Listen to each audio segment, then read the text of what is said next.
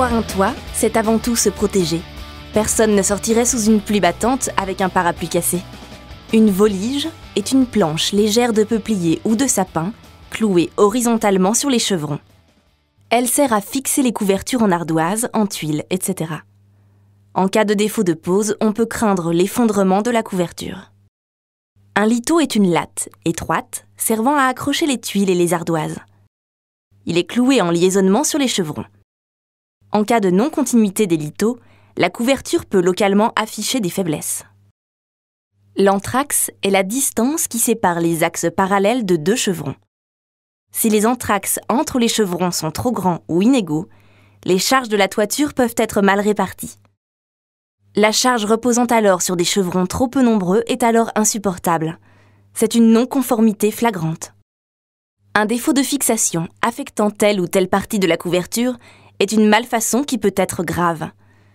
Une absence ou un défaut de fixation des tuiles peut entraîner leur chute.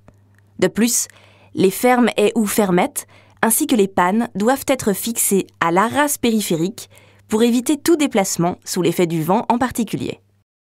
Un toit, c'est comme un château de cartes.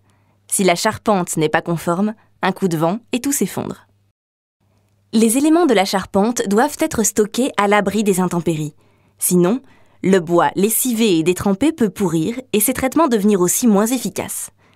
Les pièces de charpente peuvent également être déformées par les changements d'hygrométrie inévitables en cas d'exposition aux intempéries. Les poteaux supportant les charges de la charpente ont un rôle déterminant pour la solidité de la structure. En cas de défaut de pose, une pose non centrée sur le massif béton, des fixations inappropriées ou absentes, etc., on peut craindre une déformation, voire un effondrement de la charpente. La jonction en sifflet entre deux chevrons doit être au droit de la panne, en sorte de préserver les appuis de chacune des deux pièces, sous peine de menacer l'intégrité de la charpente. Les pannes sablières sont scellées dans les murs. Moins il y a de pentes sur un toit, plus la panne se trouve à l'intérieur du mur. Elle doit être parallèle à la façade.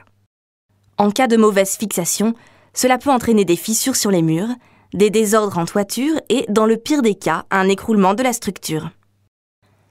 L'arbalétrier est une pièce rampante de la ferme d'une charpente. Elle est associée à l'extrémité de l'entrée et le sommet du poinçon, et a ainsi pour fonction de soutenir les pannes intermédiaires. Si elle est en deux parties, le report des charges ne peut plus être garanti.